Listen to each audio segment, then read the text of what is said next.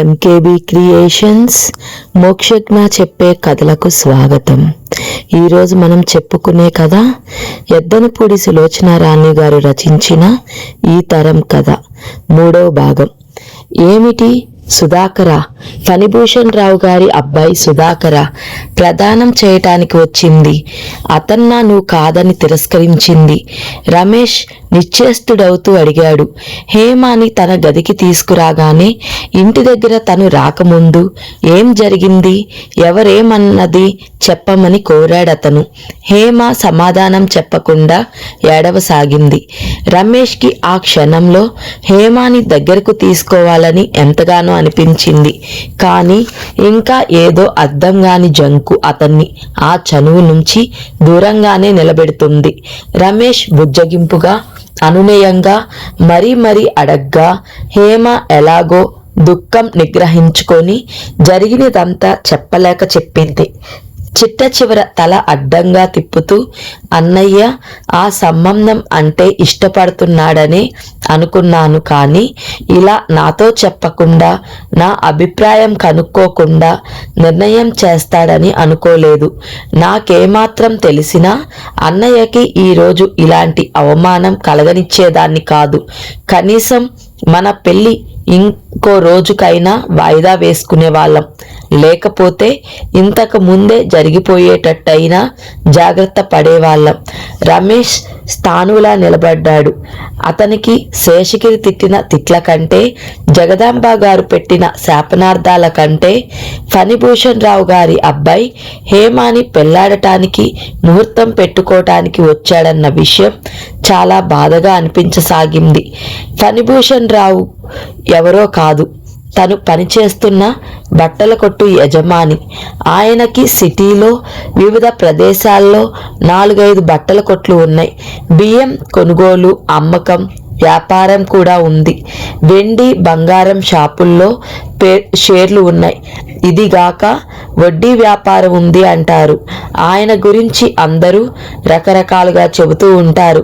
ఆయన ఇప్పుడు వెలగబెడుతున్న ఈ దర్జాల వెనుక కొన్ని కుటుంబాలు నిశ్శబ్దంగా నాశనమైన చరిత్ర ఉందంటారు.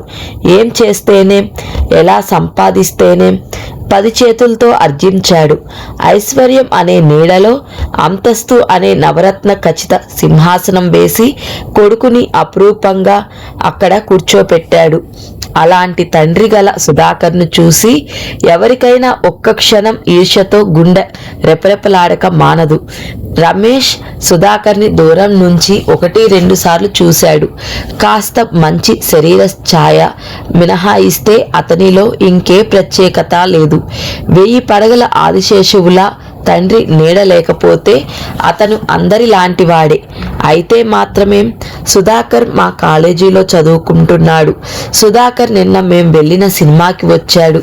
సుధాకర్ మొన్న క్రికెట్ మ్యాచ్లో మేం కూర్చున్న వరుసలోనే కూర్చున్నాడు అంటూ అతని దర్శనమే మహాభాగ్యంగా చాలామంది చెప్పుకోవడం అతను అనేక సార్లు విన్నాడు.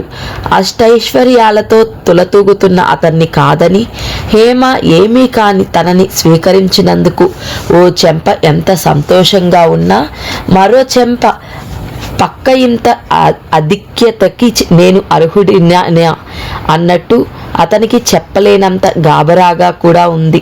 కన్నె వయసులో ఉన్న ఏ ఆడపిల్ల అయినా సుందర స్వప్నంగా కావాలని కలలు కనే రాజకుమారుడు లాంటి సుధాకర్ని కాదన్న హేమాని ఏమనుకోవాలి?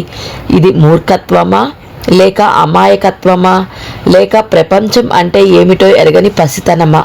అతనికి హఠాత్తుగా భయం వేసింది. ఒకవేళ జగదాంబ గారి మాటలే నిజం కావు కదా? 4 రోజులు గడవగానే ఉన్న భ్రమలేవో తొలగిపోయి యథార్థం భరించలేక ఈ పెళ్లి ఎందుకు చేసుకున్నానా భగవంతుడా అని బాధపడదు కదా? అతని చింతశాంతి ఒక్క మారుగా అస్తవ్యస్తమయ్యింది. ఆ గదిలో ఇంకొక క్షణం నిలబడలేనట్టుగా, ఊపిరి ఆడక ఉక్కిరి బిక్కిరి అవుతున్నట్లుగా ఫీల్ అయ్యాడు. వెంటనే అలవాటుగా సిగరెట్ కోసం జేబులు తడుముకున్నాడు. పెట్టెగా ఖాళీగా కనిపించింది. హేమా, నేనిప్పుడే వస్తాను. నువ్వి లోపల ముఖం కడుక్కొని జడ వేసుకుంటే వేసుకో. లోపల వంటగదిలో బకెట్లో నీళ్లు ఉన్నాయి. ఇదిగో టవల్, సబ్బు అక్కడే ఉంది అనేసి మరో మాటకి అవకాశం లేకుండా బయటికి వచ్చేశాడు. ఆ వీధి చివర ఉన్న కిల్లీ షాప్లో సిగరెట్ పెట్టుకొనున్నాడు. కానీ వెంటనే ఇంటికి తిరిగి రాలేదు. పేపర్ చూస్తున్న నెపంతో అక్కడ కొద్దిసేపు నిలబడ్డాడు. ఎంత వద్దనుకున్నా సుధాకర్ విషయం అతనికి పదే పదే గుర్తుకు వస్తుంది. ఇంకో సంబంధం అని హేమ చెప్తుంటే ఇంకో ఎవరో అనుకున్నాడు. శేషగిరికి చెప్పకుండా హేమాని పెళ్లి చేసుకోవడం ఎంతవరకు సబబు అనే తికమకలో ఉన్న అతను హేమాని ఆ సంబంధం గురించి ఎవరు వాళ్ళు అని వివరాలు అడగని మాట నిజమే. ఎంత విచిత్రం! సుధాకర్ విషయం ముందుగా తెలిసి ఉంటే తను హేమాని చేసుకునేవాడా? అప్పుడంత ధైర్యం ఉండేదా? అయినా హేమాకి సుధాకర్కి ఎలా పరిచయం? కోటికి పడగలెత్తబోతున్న ఫణిభూషణ్ రావు గారితో శేషగిరి తనంతట తాను వెళ్ళి మా చెల్లెల్ని మీ అబ్బాయికి చేసుకోండి అని అడిగే మాట అసంభవం. ఫణిభూషణ్ రావు గారు అడుక్కడుక్కి అణువణువున తన దర్జా అంతస్తు తూకం వేసుకునే మనిషి. అంతస్తు విషయానికి వస్తే శేషగిరి ఆయన చుట్టుపక్కల ఎక్కడా మైలు దూరంలో కూడా నిలబడగలిగే తాహతు లేని మనిషి. ఇదేదో తప్పకుండా సుధాకర్ ఇష్టం మీద జరిగిన ప్రస్తావనే అయ్యుండాలి. రమేష్ మనసు ఈర్ష్యతో బగబగలాడింది. ఈ ప్రపంచంలో ఎంతమంది ఆడపిల్లలు లేరు? సుధాకర్కి హేమాని కావాల్సి వచ్చిందా? 1 గంట క్రితం హేమాని భారీగా పొందానని వస్తున్న గర్వం, ఆనందం అతని మనసు నుంచి మెల్లగా హరించుకుపోసాగినాయి. రమేష్ గదికి తిరిగి వచ్చేసరికి బయట గుమ్మం పక్కన క్రీనీడలో ఎవరో కూర్చొని కనిపించారు. ఎవరది అన్నాడతను. నేను బాబు, రావులమ్మని అంటూ స్థూలంగా ఉన్న ఆ ఆకారం లేచి ముందుకు వచ్చింది. నువ్వా? ఏమిటి ఇప్పుడు వచ్చావు? ఏటి బాబు, ఈరోజు మీ పెళ్ళి అని, సాయంత్రానికి పెళ్లి కూతురు వస్తుందని చెప్పారుగా? రావులమ్మ కంఠం నిష్ఠూరంగా ధ్వనించింది. వచ్చిందిగా, లోపల గదిలో ఉంది. నువ్వు చూడలేదా? రావులమ్మ చూడలేదన్నట్టు తల తిప్పింది. అయితే రా, నేను చూపిస్తాను అంటూ లోపలికి దారి తీశాడు. అప్పటికి ముఖం కడుక్కొని జడ వేసుకోవటం పూర్తి అయిన హేమ పుస్తకం చూస్తూ కుర్చీలో కూర్చొని ఉంది. అడుగో పెళ్లి కూతురు అన్న రమేష్ హేమాతో, హేమ, రావులమ్మ అని మన పని మనిషి అంటూ పరిచయం చేశాడు. హేమ నవ్వు ముఖంతో పలకరింపుగా చూసింది. కానీ రావులమ్మ నవ్వలేదు. అప్పుడే ముఖం కడుక్కున్న హేమ ముఖాన్ని, బోసిగా ఉన్న తెల్లటి మెడని తెరిపారా చూసింది. ఆ వెంటనే నవ్వేస్తూ, సాలేండయ్యా మీ పరాసికాలు, ఈ అమ్మ పెళ్లి కూతురేం కాదు, నాకు తెలియదేంటి అంది. హేమ, రమేష్ అప్రయత్నంగా ముఖాలు చూసుకున్నారు. పెళ్ళి అయ్యిందంట. నేనేం పిచ్చిదాన్ని అనుకున్నావా నమ్మే అందుకు? పెళ్ళి అయితే ముఖాన బొట్టేది, కాళ్ళకి పారాని ఎక్కడ, మెల్లో పసుపుతాడు ముడేయకుండానే పెళ్లి చేసుకున్నావా నువ్వు? రమేష్ని దబాయం చేసిన రావులమ్మ హేమ వైపు తిరిగింది. కాస్త అనుకోగానే ఉన్న కంఠంతో, చూడండమ్మా, ఎప్పుడూ పెళ్లి కూతుర్ని తెస్తానని ఒకటే పరాసికాలు. ఈ దినం ఎంత గట్టిగా చెప్పాడంటే నేను నిజమేమోనని బెమ్మపడిన. మా అమ్మోరి గుళ్ళో పూజ అయితే ఇన్ని పూలు ఇద్దామని తెచ్చాను. అయినా నాకు తెలియదా ఈ బాబు పెళ్లి చేసుకోవటం, ఆ సుందరం బాబు పెళ్ళాన్ని కాపురానికి తీసుకురావటం, ఈ 2 జన్మలో జరగవు. ఈ దొరబాబులంతా ఇంతే. బాగా సంపాదించి ఒకళ్ళు జలసాగా తినటం అలవాటు పడ్డారు. పెళ్ళంటే వీళ్ళకి హడలనుకో. వస్తా.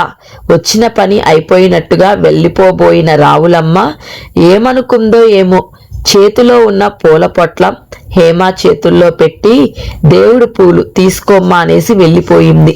హేమ ముఖం భూమిలోకి దించుకుపోతున్నట్లుగా కిందకు వాలిపోయింది.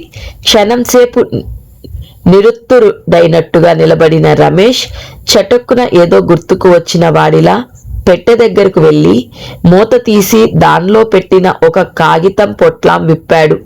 అందులో పసుపు తాడికి జంటగా కూర్చి ఉన్న మంగళసూత్రాలు ఉన్నాయి. రమేష్కి ప్రత్యేకంగా వీటి మీద నమ్మకం లాంటిదేం లేదు. కానీ రేపటి నుంచి తనతో కలిసి జీవితం గడపబోయే హేమకి పెళ్ళైనట్టుగా ఈ చిహ్నాలు లేకపోతే ఇరుగు పొరుగు మరో రకంగా అనుకునే ప్రమాదం ఉందని భయపడి ముందుగా ఇవే తీసుకున్నాడు.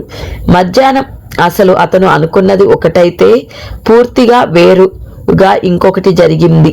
రిజిస్టర్ ఆఫీస్ నుంచి హేమాని సరాసరి తన గదికి తీసుకువచ్చి వీటిని ధరింపజేసి ఆ తర్వాత శేషగిరి దగ్గరికి వెళ్ళాలని అతను అనుకున్నాడు. కానీ హేమ ముందుగా తను ఒక్కతే వెళ్తానని హఠం చేయటంతో అతను ఆ గొడవలో అసలు ఈ సంగతే మర్చిపోయాడు. రమేష్ అవి పట్టుకొని హేమ దగ్గరగా వచ్చాడు. తలదించుకొని సాయంత్రం జరిగిన గొడవ మరొకసారి జ్ఞాప్తికి రాగా చివ్వున తనకు వస్తున్న కన్నీటి కెరటాన్ని నిగ్రహించుకోవటానికి విశ్వ ప్రయత్నం చేస్తూ క్రింద పెదవిని పంటితో నొక్కిపెట్టి కూర్చున్న హేమ హఠాత్తుగా తన గుండెల దగ్గర మంగళసూత్రాలు మిలమిల మెరవటం చూసి ఉలిక్కిపడిన దానిలా తలెత్తి చూసింది. రమేష్ నిశ్శబ్దంగా హేమ మెడలో వాటిని ముడివేశాడు. తర్వాత హేమ కూర్చున్న కుర్చీకి అభిముఖంగా కుడి మోకాలు కింద ఆంచి కూర్చున్నాడు. అతను చేస్తున్నదేమిటో తెలియని హేమ చటుక్కున పాదాలు వెనక్కి లాక్కుంది. రమేష్ గుప్పెడ తెరిచి చూపించాడు. అతని అరిచేతిలో నాజుకుగా ఉన్న వెండి మెట్టెలు మెరుస్తున్నాయి. హేమ ఈసారి అభ్యంతరం చెప్పలేదు. రమేష్ హేమ పాదాన్ని సున్నితంగా ఎత్తి తన మోకాలి మీద ఆనించుకొని మెట్టెల్ని తొడిగాడు. హేమ ఒక్క క్షణం తన దుఃఖం మర్చిపోయింది. అతను సుతారంగా అపురూపంగా చేస్తున్న ఈ పనిని ముగ్ధురాలు అయినట్టు చూడసాగింది. మట్టెలు తొడగటం పూర్తి చేసి రమేష్ లేచాడు. తను లేస్తుండగానే హేమాని కూడా జబ్బా పట్టి కుర్చీలో నుంచి లేవదీశాడు. హేమ చేతుల్లో ఉన్న పువ్వులు తీసుకొని తలలో పెట్టి హేమాని భుజాలు పట్టి తనకి అభిముఖంగా తిప్పుకుంటూ, హేమ, నీ జీవితంలో ఇల్లు, పిల్లలు, సుఖం, దర్జా వీటన్నింటితో పాటు మీ అన్నయ్య ప్రేమని కూడా తిరిగి సంపాదించి ఇచ్చే బాధ్యత నాది, సరేనా అన్నాడు. హేమ తల అతని గుండెలు కాంచింది. రమేష్, నాకేమిటో చాలా భయంగా ఉంది. ఆ పని మనిషి అన్న మాట నిజమే. నేను వదినకి అన్నయ్యకి తెలియకుండా దొంగతనంగా నీ గదికి పారిపోయి వచ్చినట్లుందేగా, కానీ నిన్ను పెళ్లి చేసుకొని నీ భార్యగా వచ్చినట్టుగా నమ్మకం కలగటం లేదు. రమేష్ చేతులు హేమ భుజాల్ని పొదివి పట్టుకున్నాయి. నిశ్చల స్వరాన మృదు గంభీరంగా అన్నాడతను. దానికి కారణం ఏమిటో నేను చెప్పనా హేమ?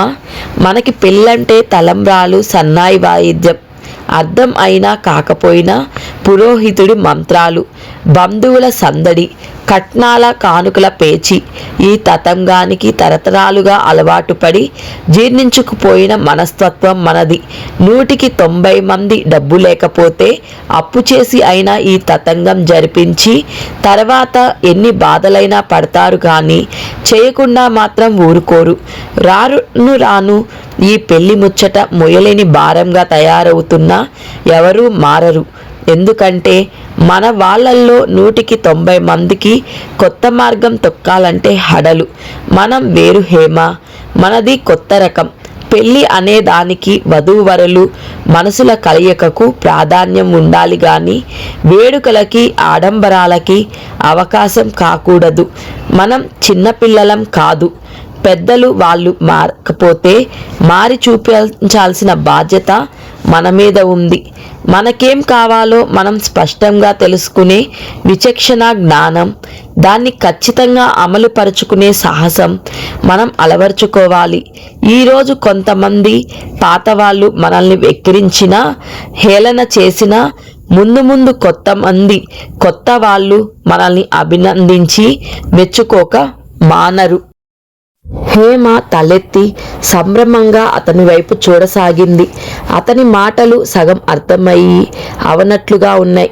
తను ఆవేశంలో మాట్లాడుతున్నానని గుర్తించి రమేష్ వెంటనే అన్నాడు, సారీ హేమ, ట్యూషన్లు చెప్పే అలవాటు కదా, ఏ విషయం కదిపినా అలా ప్రవాహంలా వచ్చేస్తాయి మాటలు.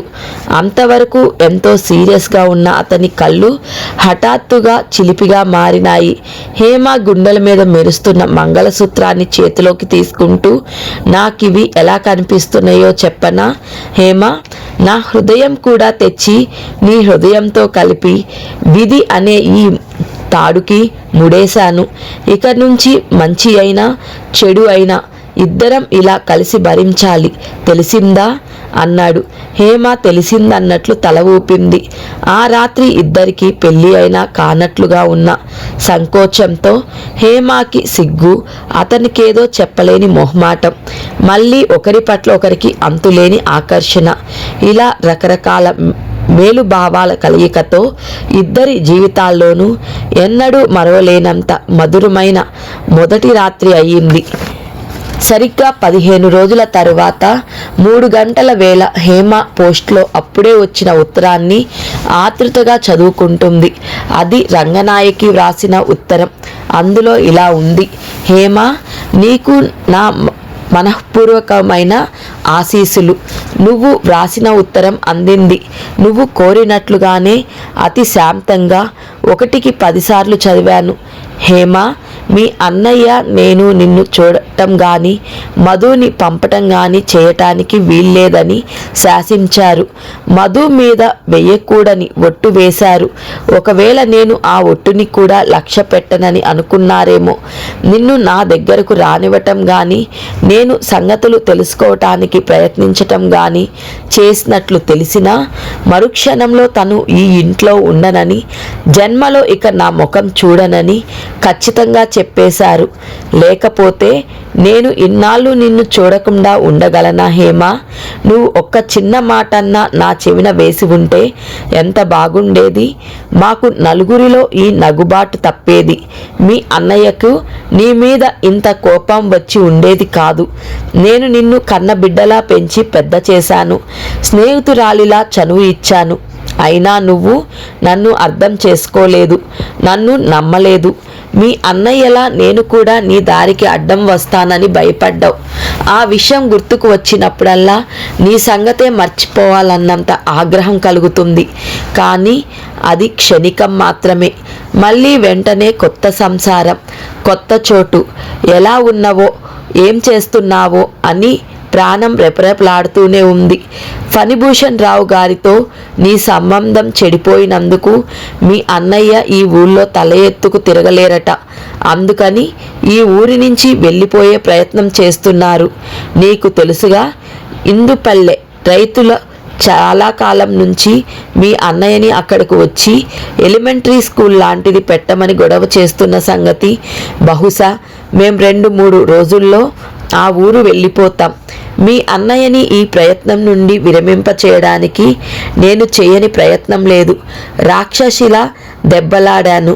నాకు తెలిసిన అందరి చేత ఎన్నో విధాలా చెప్పించి చూశాను. అయినా ఆయన వినలేదు. ఆఖరి అస్త్రంగా నేను కన్నీళ్లతో, మనకు ఉన్నది ఒక్కగానొక్క పిల్లాడు, వాడి చదువు పాడైపోతుందేమో అనైనా చూడరేం మీరు అంటే, దానికి నీకిష్టం లేకపోతే నువ్వు రావద్దు. నీ కొడుకుని తీసుకొని మీ అమ్మ దగ్గర ఉండు. నాకేం అభ్యంతరం లేదు అనేశారు. ఏం చెప్పను హేమ? ఇంకో విషయం అయితే నేను నిజంగా అలాగే చేసి ఉండేదాన్ని. కానీ ఇప్పుడు ఆయన మహతిక్కలో ఉన్నారు. నేను కూడా పట్టుదల చూపిస్తే మీ చిన్నన్నయ్యలా అసలు సంసారమే వదిలేసి ఏ దేశాలో పట్టుకొని వెళ్ళేటట్టున్నారు. మీ చిన్న వదిన పుట్టింట్లో పడుతున్న అవస్థ చూస్తే ఎంత పట్టుదల వచ్చినా సరే భర్తకి భార్య దూరం కాకూడదనిపిస్తుంది. అందుకని నా సంసారం కోసం తాత్కాలికంగా మధు భవిష్యత్తు తప్పనిసరిగా గాలికి వదిలేయాల్సి వస్తుంది. సుశీలమ్మ గారు మధుని పోని మీ అమ్మగారి దగ్గర ఉంచకూడదా అని నన్ను మందలిస్తున్నారు. కానీ మా అమ్మ సంగతి నీకు తెలుసుగా. ఆవిడ 10 ఊళ్ళ పాపరాజు. ఈరోజు శ్రీశైలం యాత్ర అంటుంది, రేపు గోదావరి పుష్కరాలు అంటుంది. అట్లా ఎక్కడికి పడితే అక్కడికి తిరిగే స్వతంత్రం కోసమే కదా ఒక్క పిల్లనని కూడా చూడకుండా నా దగ్గర ఉండకుండా విడిగా గది తీసుకొని ఉంటుంది. అయినా సంసార బంధాలన్నీ తెంపుకొని ఎంతసేపు యాత్రలు, పూజలు, ఉపవాసాలు చేసే ఆవిడ దగ్గర వీడిని ఉంచి ఇబ్బంది పెట్టడం నాకు ఇష్టం లేదు. అంతేకాదు, ముందు చదువు మాట ఎలా ఉన్నా ఆవిడ చేసే అతిగారభంతో వీడు కొరకరాని కొయ్య అవుతాడేమోననే భయం కూడా నాకుంది. అందుకే వాడిని నా వెంటే తీసుకువెళ్తున్నాను. హేమ, మనం ఇప్పట్లో కలుసుకోకపోవచ్చు. నువ్వు మీ అన్నయ్య అప్పుల పాలు కాకూడదని నీ పెళ్లి విషయంలో స్వతంత్రించిన సునిశ్చితమైన బుద్ధితో రమేష్ని ఎన్నుకొని మంచి పని చేశావు. రమేష్ యోగ్యుడు, బుద్ధిమంతుడు. అతనికి ఎవరినైనా బుద్ధిమంతురాలైన పిల్లని చూసి వివాహం చేయాలని నేను మనసులో అప్పుడప్పుడు అనుకుంటూ ఉండేదాన్ని. బహుశా భగవంతుడు ఈ ప్రపంచంలో నీకంటే బుద్ధిమంతురాలెవరు లేరన్నట్టుగానేమో మరొక రకంగా నా కోరిక తీర్చాడు. రమేష్ నీడలో నీ జీవితం సుఖ సంతోషాలతో వెల్లివిరియాలని మనసారా ఆశీర్వదిస్తున్నాను. నీ బట్టలు, అల్లిక సూదులు, రంగుదారాలు, బుడ్డుది బొమ్మ అన్నీ ఒక పెట్టెలో పెట్టి సుశీలమ్మ గారికి ఇచ్చి వెళ్తున్నాను. నీకు వీలైనప్పుడు ఎప్పుడైనా ఆవిడ దగ్గరకు వెళ్ళి ఆ పెట్టె తీసుకో. నీకేదైనా అవసరం వచ్చి సాయం అడిగితే తప్పకుండా చేసేలా ఆవిడ దగ్గర వాగ్దానం తీసుకొని నేను వెళ్తున్నాను. నీకేదైనా కావాల్సి వస్తే సంకోచించకుండా వెళ్ళి ఆవిడని అడుగు. హేమ, ఈ విషయం నీకు నాకు బాధ కలిగించినా చెప్పక తప్పదు. నాకు ఇంకా ఉత్తరాలు వ్రాయటానికి ప్రయత్నించకు. దేనికైనా కాలమే. ముందు కొద్ది రోజులు గడిపితే మీ అన్నయ్య శాంతి పడొచ్చు. ఉత్తరం ముగించే ముందు ఇంకోటి కూడా గట్టిగా చెబుతున్నాను. రమేష్ని నువ్వు వివాహం చేసుకోవటం నేరమేమీ కాదు. హాయిగా తలెత్తుకు తిరుగు. మా అమ్మలాంటి వాళ్ళు ఎవరైనా ఎదురై సూటిపోటిగా మాటలు అంటే వాళ్ళకి జవాబు చెప్పు. ఘర్షణలోకి మాత్రం దిగకు. ఇదొక్కటే నేను గట్టిగా కోరుతున్నాను.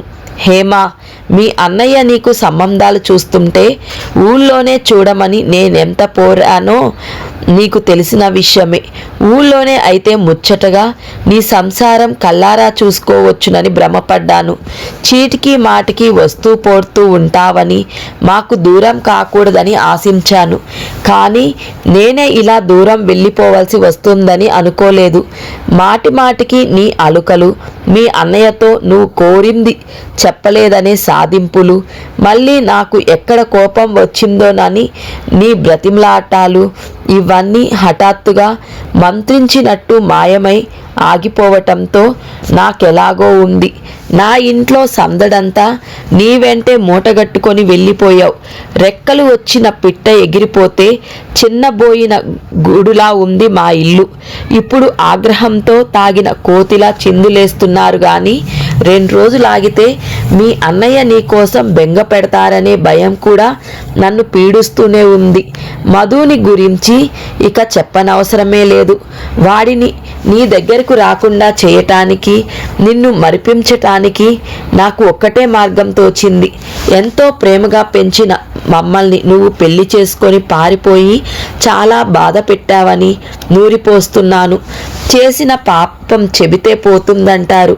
కాబట్టి వాడి లేత మనసులో నేను నూరిపోస్తున్న విషయం గురించి నీకు చెప్పేస్తున్నాను. హేమ, మీ అన్నయ్య స్థితిమంతుడైన సుధాకర్కిచ్చి పెళ్లి చేసి నిన్ను ఏ అందలం ఎక్కించాలని ఉబలాటపడి ఆశాభంగం అయిందని బాధపడుతున్నారో ఆ అందలం కాలం కలిసి వచ్చి అదృష్టం ఫలించి రమేష్ నీకు అందివ్వాలని మనసారా ఆశీర్వదిస్తున్నాను. రమేష్ని అడిగానని చెప్పు. అతని మీద నాకు ఎలాంటి కోపం లేదన్నానని కూడా చెప్పు. మీ ఇద్దరికీ నా ఆశీస్సులు. మనం మళ్ళీ కలుసుకుంటాం అనే గాఢమైన నమ్మకంతో దూరం అవుతున్న పెద్ద వదిన రంగనాయికి ఉత్తరం చదువుతుండగా మెల్లగా కళ్ళల్లోకి నిండుకొచ్చిన నీళ్లు హేమ చెయ్యెత్తి తుడుచుకునే లోపల జారి టప్మన ఆ కాగితం మీద పడ్డాయి. ఉన్నట్టుండి హేమ భుజం మీద ఎవరిదో చేయిపడి గట్టిగా పట్టుకుంది.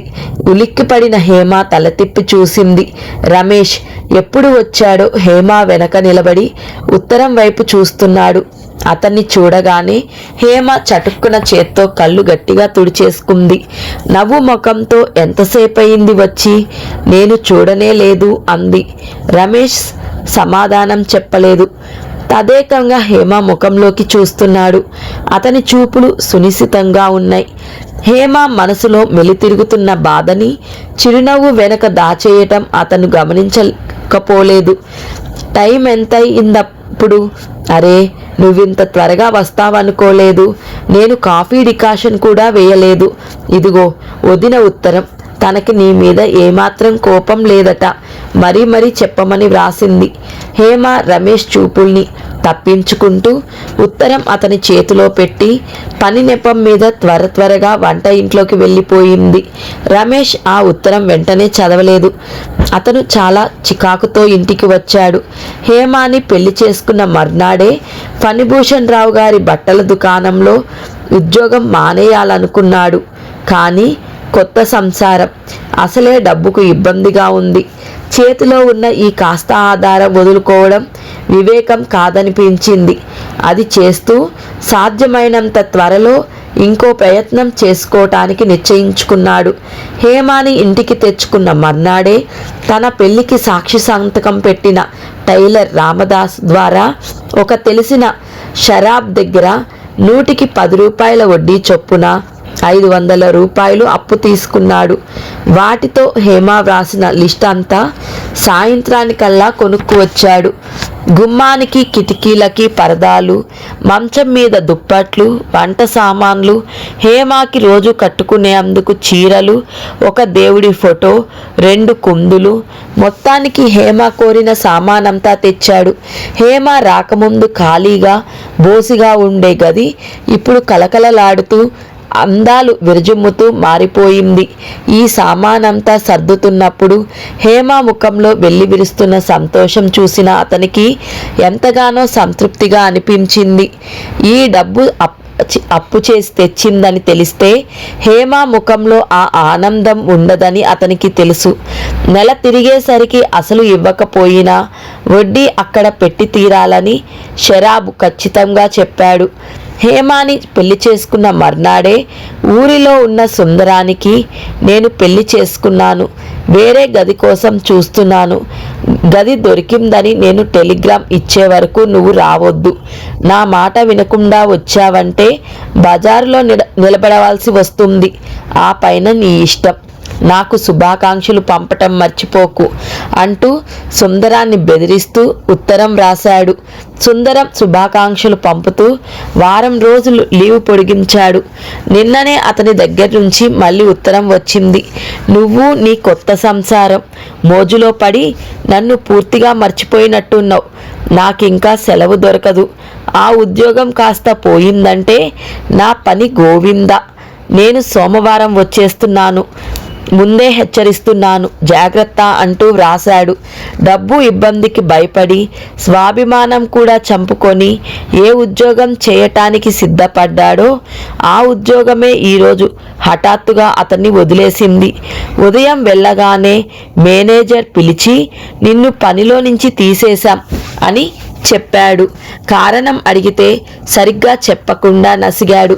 రమేష్ నిలదీస్తే చివరికి నువ్వు ఎవరో కస్టమర్తో అమర్యాదగా ప్రవర్తించావట అన్నాడు.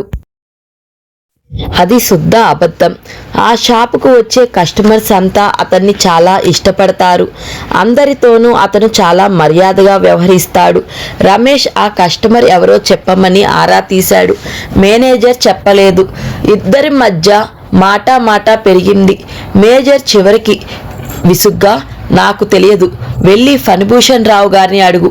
ఆయన నిన్ను తీసేయమని చెప్పారు. మేం తీసేశాం అంతే. ఈ షాపు ఆయనది. నువ్వు ఇది ఏదైనా తేల్చుకోదలుచుకుంటే వెళ్ళి ఆయన దగ్గరే తేల్చుకో.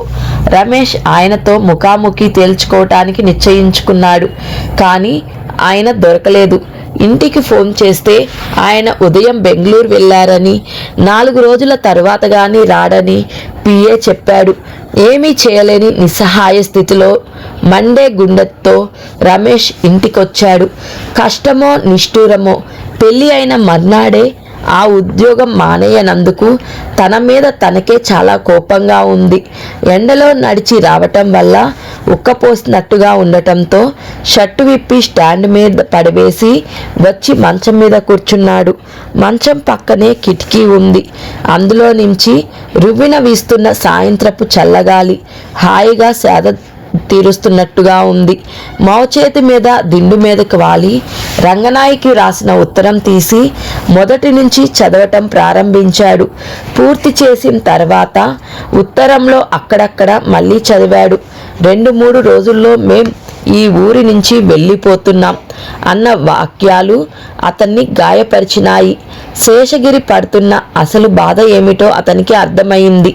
లక్షలకి వారసుడైన సుధాకర్కి చెల్లెల్ని ఇచ్చి పెళ్లి చేసి తన తాహతు పెంచుకోవాలని ఆశించాడు. సుధాకర్తో పోలిస్తే తను ఒక అనామకుడు. హేమ పెళ్లి విషయంలో సుధాకర్ ప్రస్తావన లేకుండా ఉంటే శేషగిరి ఇంతగా ద్వేషించేవాడు కాదేమో. సుధాకర్ని తనని ఒక త్రాసులో తూచి నువ్వు తెలివైన వాడివి అని ఈసడిస్తున్న వాళ్ళ పద్ధతికి అతని మనసు రోషాభిమానాలతో కరక్కమంటుంది. తన హృదయాన్ని రంపపు కోత కోస్తున్న ఆ వాక్యాలను చదివి చాలాసేపు సుదీర్ఘమైన ఆలోచనలో మునిగిపోయిన అతను మళ్ళీ ఉత్తరం తెరిచి రంగనాయకి ఉత్తరం చిట్ట చివరిగా వ్రాసిన పేరాని 1కి 4 సార్లు చదువుకున్నాడు. రంగనాయకి, నేను మనసారా ఆశీర్వదిస్తున్నాను అంటూ వ్రాసిన ఆ వాక్యాలు అతని మనసులో చెరగని ముద్రగా చిత్రితమైనవి. ఉత్తరం చదవటం పూర్తి చేసి దాన్ని మడత విప్పుతూ పెడుతూ కూర్చున్నాడు. ఇంతలో హేమ వేడివేడిగా పొగలు కక్కుతున్న కాఫీ తెచ్చింది. కాఫీ కప్ తను పట్టుకొని వంట ఇంటి గుమ్మం దాటుతుండగానే ఉత్తరం చేత పట్టుకొని రియాస్గా ఉన్న ముఖంతో దీర్ఘాలోచనలో పడ్డట్టు కూర్చున్న అతన్ని రెప్పపాటుగా చూసింది. ఆ ఉత్తరం చదివేటప్పుడు తను తలుపులు వేసుకోనందుకు, అతనికి అది వచ్చినట్టు తెలియకుండా జాగ్రత్త పడనందుకు మనసులో తనని తానే తిట్టుకుంది. హేమ తన చిలిపి మాటలతో అతని బాధని ఎగరగొట్టడానికి నిశ్చయించుకుంది. దగ్గరకు వచ్చి కాఫీ కప్ అందిస్తూ, దొరగారికి సాయంత్రం అన్నంలోకి ఏం చేయాలో సెలవిస్తారా అంది నవ్వుతూ. హేమాని చూడగానే రమేష్ ముఖంలో గాంభీర్యం ఉదేసినట్టుగా ఎగిరిపోయింది. లేచి సరిగ్గా కూర్చున్నాడు. దొరసాని గారికి ఏది చేతనైతే అది, ఏం పెట్టినా అమృతంలా భావించి సంతోషంగా తింటారు. హేమ ఇచ్చిన కాఫీ అందుకొని పక్కనున్న స్టూల్ మీద పెట్టి హేమ చేపట్టి దగ్గరికి తీసుకొని ఒళ్ళో కూర్చోపెట్టుకున్నాడు. హేమ వచ్చినప్పటి నుంచి చూస్తూనే ఉంది. రోజు మొత్తం మీద కనీసం ఒక్కసారి అయినా అతను ఇలా కూర్చోబెట్టుకుంటాడు. మొదటి రోజున హేమ కూర్చోలేదు. సిగ్గుపడింది. మొహమాటంతో అతన్ని వదిలించుకొని లేచి వెళ్ళిపోయింది. కానీ తర్వాత అలవాటైపోయింది. ఇప్పుడు ఏదైనా మాట్లాడాల్సి వస్తే అలా ఒళ్ళో కూర్చొనే చెప్పాలనిపిస్తుంది. ఆ కూర్చోవటంలో అతని దగ్గర ఒక రకమైన స్వతంత్రం, అందులో ఆనందం పొందుతున్నట్లుగా అనిపిస్తుంది. సరే అయితే రోజు నల్లగా బొగ్గులా మార్చిన రొట్టె ఒకటి పెడుతూ ఉంటాను. అప్పుడు దొరగారి సంతోషం ఏమవుతుందో చూస్తాను. నా సంతోషం సంగతి సరే గాని నీ విషయం చెప్పు. నువ్వు నిజంగా సంతోషంగానే ఉన్నావా? ఆ అనుమానం ఇప్పుడెందుకు వచ్చింది? ఎందుకో వచ్చింది. సమాధానం చెప్పు. సంతోషంగా లేక ఇప్పుడు నాకేం తక్కువయ్యింది? నిజంగానేనా? నిజంగా సరేనా? నువ్వు మనస్ఫూర్తిగా చెబుతున్నావా అని? ఏది నన్ను వినని రమేష్ తల వంచి హేమ గుండెకి చెవి ఆనించాడు. హేమ నవ్వుతూ అతని మెడ చుట్టూ చేతులు పెనవేసింది. అతని మెడ పక్కన వికృతంగా అసహ్యంగా ఉన్న కాలిన మచ్చ మీద వేలితో ఆప్యాయంగా స్పృశిస్తూ ఏం వినిపించిందా అంది. ఆ కానీ నువ్వు చెప్పింది మాత్రం కాదు అన్నాడతను. నిజంగా? హేమ ఆశ్చర్యం నటించింది. నిజంగా. నువ్వు సంతోషంగా ఉన్నది నిజమే, కానీ నా మూలంగా కాదట. మీ అన్నయ్య నిన్ను సుధాకర్కి ఇచ్చి పెళ్లి చేసి అప్పులు పాలు కానందుకట. చీపో. హేమ చిరుకోపంతో రమేష్ భుజాలు పట్టి వెనక్కు తోసింది. కానీ రమేష్ హేమ జబ్బాలు పట్టుకొని వదలకపోవటంతో అతను వెనక్కి వాలటంతో తను కూడా వెళ్ళి అతని గుండెల మీద పడింది. హేమ లేవబోయింది. రమేష్ నవ్వుతూ హేమాని చేతుల మధ్యగా బంధించాడు. అక్కడ కాఫీ చల్లారిపోతుంది. గారాలు పోతూ గుర్తు చేసింది. పోనీ. రమేష్ పెదవులు హేమ నుదురు మీద పాపిడి మీద తారట్లాడుతున్నాయి. తాగటానికి పనికిరాదు, పారబోసేద్దాం. అబ్బా ఎంత వేస్టు. పోనీ రావులమ్మకి ఇవ్వు. ఊహు, నేను చచ్చినా ఇవ్వను. నన్ను ఆ రోజున పెళ్లి కూతుర్నే కాదంటూ ఇన్సల్ట్ చేసింది. హేమ పెట్టిన ముఖం చూసి రమేష్ పకాలన నవ్వాడు. ఇంతలో బయట రావులమ్మ ప్రత్యక్షం అవనే అయ్యింది. అమ్మగారు, నీళ్లు వచ్చాయా? గిన్నెలేస్తారా?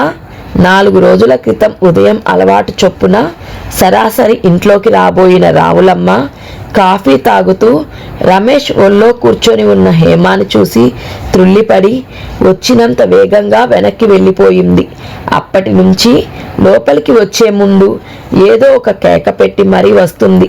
రావులమ్మ కేక వినగానే రమేష్ హేమాని అయిష్టంగా వదిలేసినట్లుగా వదిలి ప్రక్కనున్న కాఫీ కప్ తీసుకున్నాడు. ఆ రాత్రంతా భోజనాల దగ్గర 10-15 రోజులుగా తన మనసుని చెదపురుగులా తొలిచివేస్తున్న బాధని రమేష్ బయట పెట్టేశాడు. హేమ సుధాకర్కి నీకు బాగా పరిచయం ఉందా అని అడిగాడు. బాగా అంటే? అన్నం తింటున్న హేమ తలెత్తుతూ అడిగింది. బాగా అంటే పెళ్లి ప్రసక్తి తెచ్చే అంత. చీపో. అంటే నీ ఉద్దేశం నేను పరిచయం అయిన వాళ్ళందరినీ నిన్ను అడిగినట్టుగా పెళ్లి చేసుకోమని అడిగి ఉంటానన్నా? హేమ కళ్ళల్లో రోషం ప్రతిఫలించింది. నా ఉద్దేశం అది కాదు. అతనితో నీకు కనీసం కాస్త పరిచయం అయినా ఉండాలి కదా. లేకపోతే విధిని పోయే ఏ పిల్లనో చూసి పెళ్లి చేసుకుంటానని అనరు కదా ఎవరు. నీ మాటలేమిటో నాకు అర్థం కాలేదు బాబు. సుధాకర్ తెలుసు. ఎలా తెలుసు అంటే నా ఫ్రెండ్ మాధురి అని ఒక అమ్మాయి ఉంది. ఒకసారి ఆ అమ్మాయి పుట్టినరోజు సందర్భంలో చూశాను. మాధురికి పైతల్లి కొడుకు అవుతాడు అంటే అన్నగారన్నమాట. తర్వాత 2-3 సార్లు మాధురి ఇంట్లోనే చూశాను. ఒకసారి మాధురి అతను సినిమాకి వెళ్తూ నన్ను రమ్మంటే నేను కూడా వెళ్ళాను. ఇంకోసారి నేను మధు ఎగ్జిబిషన్కి వెళ్తే అతను కనిపించాడు. కొద్దిసేపు మాతో కలిసి తిరిగాడు. ఇంటి వరకు తన కారులో తీసుకొచ్చి దించుతానన్నాడు. కానీ నేనే వద్దని రిక్షాలో వచ్చేశాను. ఇదే మా పరిచయం. నువ్వు ఇంకేమైనా అడగాల్సింది ఉందా? రమేష్ లేదన్నట్లు హేమాకి తల తిప్పాడు. హేమాకి కోపం వచ్చినట్టు గ్రహించాడు. హేమ చేయి కడుక్కొని లేస్తూ అంది. రమేష్, నేను కూడా ఒక మాట స్పష్టంగా చెబుతున్నాను. సుధాకర్ గురించి ఇక మనం మాట్లాడుకోవద్దు. నాకెలాగో ఉంది. రమేష్ కూడా చేయి కడుక్కొని లేచాడు. అదేమిటి, మజ్జిగ వేసుకోలేదేం? హేమ హెచ్చరించింది. పరధ్యానంగా ఉన్న రమేష్కి అప్పుడు గాని తను సగం భోజనంలో చేయి కడిగేసినట్లు గుర్తుకు రాలేదు. వద్దు హేమ, చాలు. ఈ పూట నాకు ఆకలిగా లేదు. సిగరెట్ల కోసం కిల్లీ కొట్టు దగ్గరికి వచ్చిన అతను మనసులో ఇంకా ఏదో తొలుస్తున్న వాడిలా తల వంచుకొని అలా బజారులోకి నడక సాగించాడు. సుధాకర్ సంగతి ఇక మనం మాట్లాడుకోవద్దు. నాకెలాగో ఉంది అన్న హేమ మాటలే అతని చెవుల్లో గిరుగిరుమంటున్నాయి. ఎందుకలా అంది అంటే దాని అర్థం ఏమిటి? క్రమంగా అతని మనసు మిగతా విషయాల మీదకి మళ్ళింది. ఫణిభూషణ్ రావు గారు ఇంత హఠాత్తుగా తనని ఉద్యోగంలో నుంచి తీసివేయటానికి కారణం కూడా తెలియలేదు. వద్దన్న రంగనాయకి ఉత్తరం పదే పదే గుర్తుకు వస్తుంది. రేపో ఎల్లుండో సుందరం వచ్చేస్తాడన్న విషయం కూడా మాటి మాటికి నాకు ప్రాధాన్యత ఇవ్వు అన్నట్లు కదులుతుంది.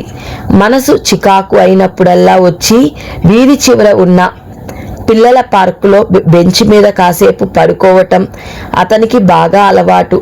ఇప్పుడు కూడా అతని శరీరం యాంత్రికంగా అదే పని చేసింది. దూరంగా ఉన్న క్లాక్ టవర్ 10 గంటలు కొట్టినప్పుడు గాని అతనికి స్పృహ రాలేదు. ఇంటి నుంచి బయలుదేరి దాదాపు 2 గంటలవుతుంది. హేమ ఒక్కతే ఉంది. అతను నిద్ర నుంచి ఉలిక్కిపడి లేచిన వాడిలా గబగబా ఇంటికి వచ్చాడు. అతను ఆశించినట్టు ఊహించినట్టు హేమ పడుకోలేదు, మెలకునే ఉంది. అతను ఇంట్లో అడుగు పెట్టేసరికి టేబుల్ దగ్గర కుర్చీలో కూర్చొని నిద్ర వచ్చిన దానిలా టేబుల్ మీదకి ఒరిగి కూర్చొని ఉంది. తన కోసం ఎదురు చూస్తూ అట్లా కూర్చుందనుకున్న రమేష్ దగ్గరగా వెళ్ళి మృదువుగా తడుతూ హేమ అని పిలిచాడు. హేమ చటుక్కున లేచింది. అతని మెడ చుట్టూ చేతులు పెనవేసి గుండుల్లోకి ఒదిగిపోతూ రమేష్ అంటూ బావురమంది. అతను కంగారు పడిపోయాడు. వెక్కి వెక్కి ఏడుస్తున్న హేమాని బుజ్జగిస్తున్న మాటలతో అనునయంగా చెబుతూ బలవంతంగా నడిపించి తీసుకువచ్చి మంచం మీద కూర్చోపెట్టాడు. ఏమిటి హేమ, ఏమైంది అని అడిగాడు. నన్ను క్షమించు, నీకు కోపం వచ్చింది కదూ. సుధాకర్ విషయం మాట్లాడవద్దనటంలో నా ఉద్దేశం వేరే ఏం లేదు. అతను తెల్లబోయినట్టు చూశాడు. హేమ అతన్ని మరింతగా హత్తుకుపోతూ, రమేష్, నా మీద ఎప్పుడూ కోపం తెచ్చుకోవద్దు. ఒకవేళ కోపం వచ్చినా ఇంకేదన్నా చెయ్యి, కానీ ఇలా ఇంట్లో నుంచి మాత్రం వెళ్ళిపోకు అంది. హేమ అతని చేతులు హేమాని ఊపిరాడినంత దగ్గరగా లాక్కున్నాయి. అతని పెదవులు ఆమె నుదురుని, చెంపని, మెడని ఎక్కడ పెడితే అక్కడ ఆవేశంగా చుంబించసాగినాయి. హేమ అతన్ని ఎలాగో తప్పించుకుంటూ అడిగింది, రమేష్, నువ్వు నాకో వాగ్దానం చెయ్యాలి. ఏమిటది చెప్పు. నన్నెప్పుడు వదిలేయనని ఒట్టు వెయ్యి. అతను నిర్ఘాంతపోయినట్టు చూడసాగాడు. వెయ్యి. దేవుడి మీద ఒట్టివేసి ప్రమాణం చెయ్యి. దేవుడి మీద నాకు నమ్మకం లేదు హేమ, నిస్సహాయంగా అన్నాడతను. దేవుడి మీద లేదు, మరి ఇంకెవరి మీద నమ్మకం నీకు? నీ మీద. ఈ ప్రపంచంలో ఎవరి మీద లేని నమ్మకం నీ మీద ఉంది.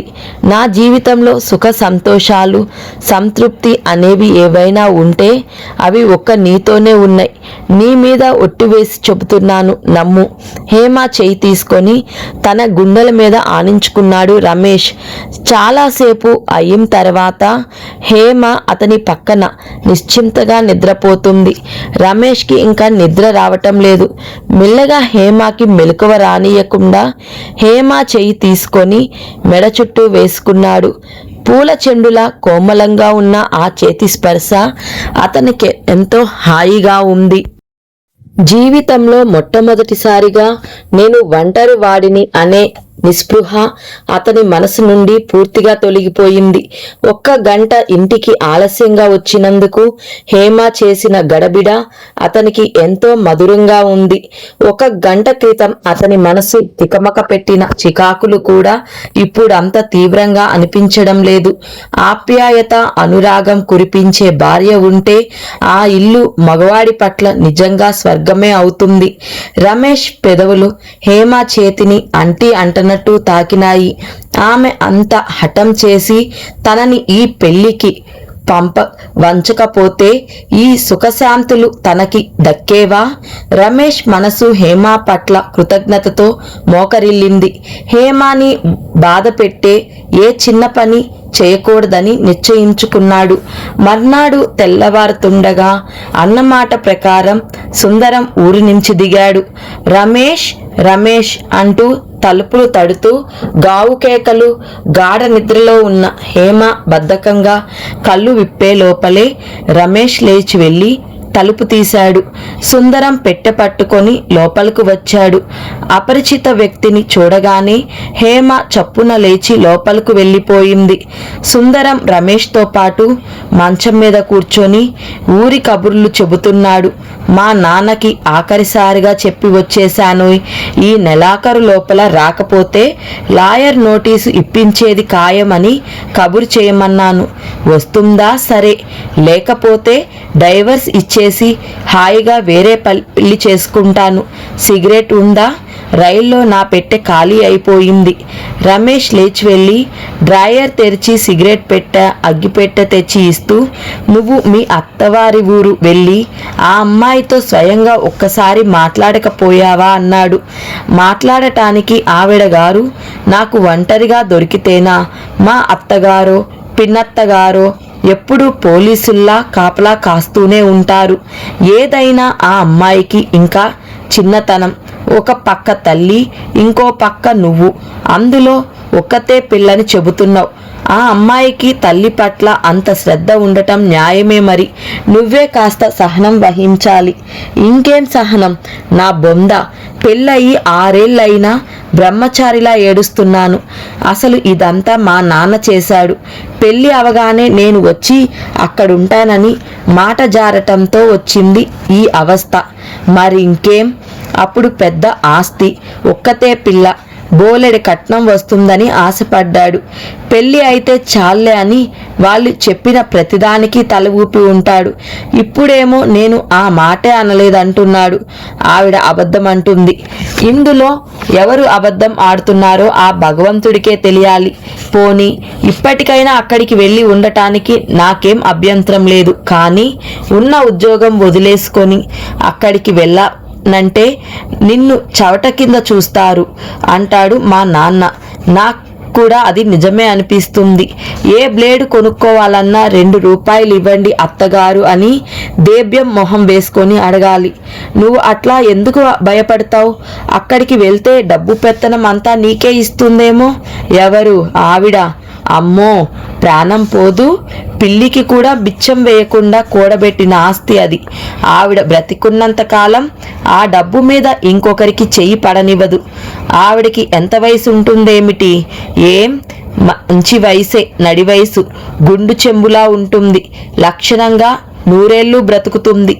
ఆవిడ దాటిపోయే లోపల నేను ముసలి డొక్కుని అవుతాను. ఏమిటో వెదవగోల. అయినా రమేష్, అసలు డబ్బున్న ఆడపిల్లని చేసుకోకూడదు.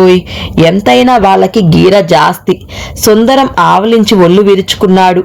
అబ్బా, రాత్రంతా రైల్లో నిద్రే లేదు. ఎక్కడ చూసినా పుట్టలు పుట్టలుగా ఒకటే జనం. కాలు పెట్టే సందు లేదు. సరిగ్గా కూర్చోవటానికే జాగా లేదు. నిద్ర వస్తుంది అంటూ చెప్పులు విడిచి మంచం మీద పడుకున్నాడు. తెల్లటి పక్క హాయిగా ఉంది. ఏదో కొత్త రకం తలనూనె వాసనలు తెలుస్తున్నాయి. అతను ఆ గదిలో అడుగు పెట్టగానే హేమ మంచం మీద నుంచి దిగి లోపలికి వెళ్ళిపోవడం చూశాడు. నాకంటే రమేష్ అదృష్టవంతుడు. ఇట్టే పెళ్లి చేసుకొని అట్టే కాపురానికి తెచ్చుకున్నాడు అనుకున్నాడు. మరో 5 నిమిషాల్లో సుందరం ఇల్లు ఎగిరిపోయేలా గుర్రు పెట్టసాగాడు.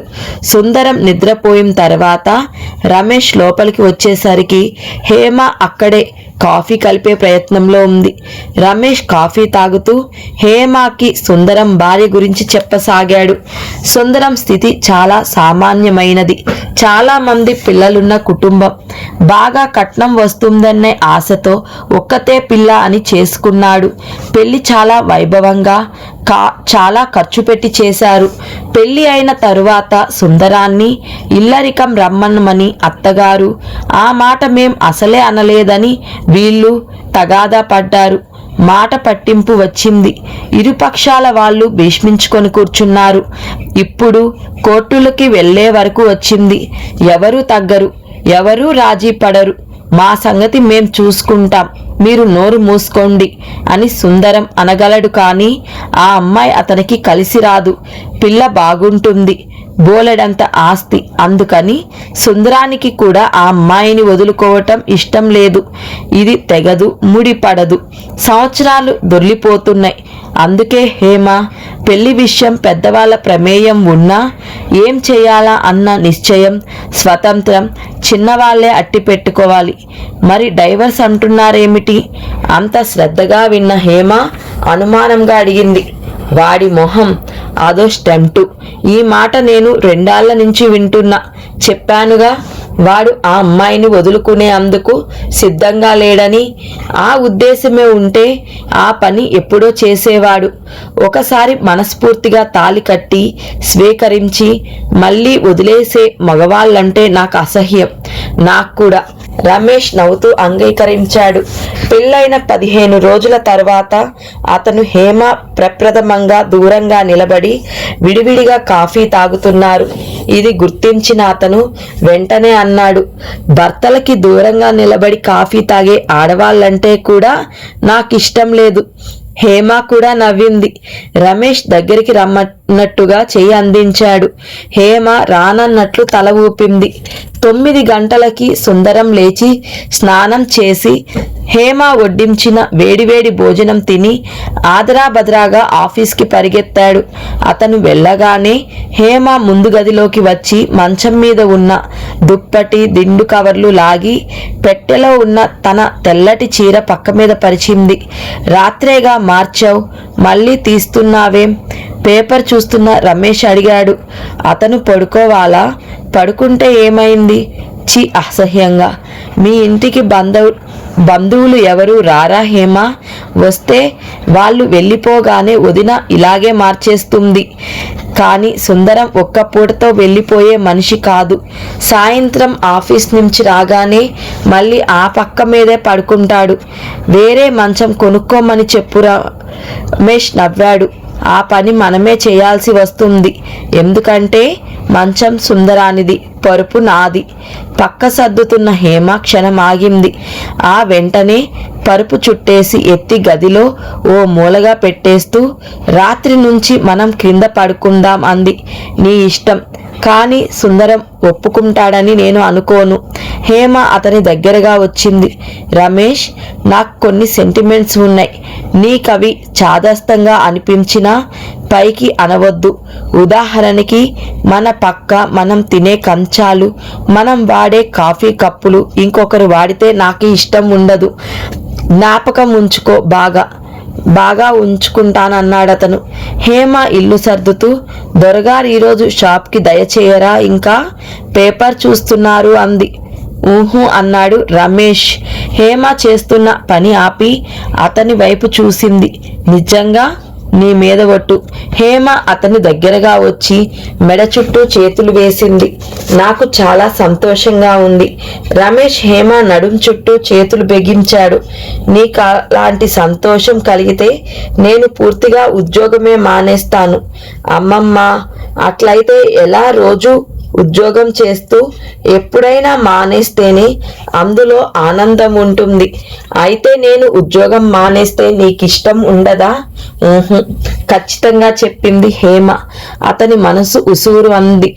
ఈ క్షణంలో ఉద్యోగం పోయిందని తెలిస్తే హేమ ముఖంలో కాంతి ఉంటుందా? మధ్యాహ్నం అంతా ఏం చేద్దాం? హేమ ఆలోచనగా అంది. నువ్వు చెప్పు, నీ ఇష్టం. నువ్వు త్వరగా పని ముల్చుకుంటే సినిమాకి తీసుకువెళ్తాను. ఏం వద్దు, బోర్.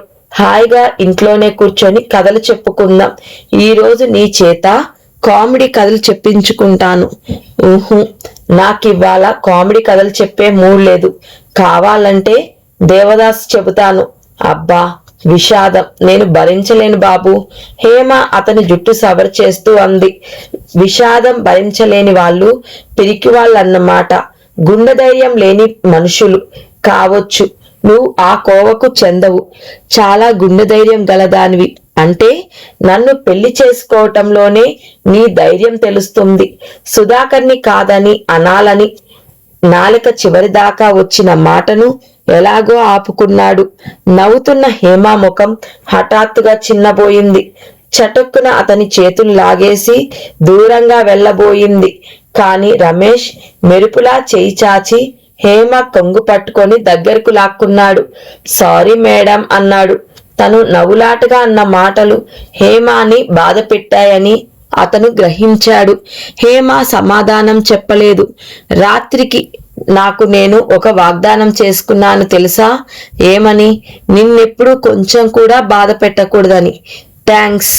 ఒట్టుగా మాటలతో చెబితే ఎలా? ఇంకెలా చెప్పాలి? వీపు మీద 2 చరిచి. అప్పటికే ఆమె ముఖం అతనికి చేరువైంది. రమేష్ పెదవులు హేమ పెదవుల్ని ఆ పైన మాట్లాడనివ్వకుండా ఆపేసినాయి. ఈ భాగం ఇంతటితో సమాప్తం. తరువాయి భాగంలో కలుసుకుందాం. ఈ కథ మీకు నచ్చినట్లయితే లైక్ చేసి షేర్ చేయండి. సబ్స్క్రైబ్ చేయడం మర్చిపోవద్దు.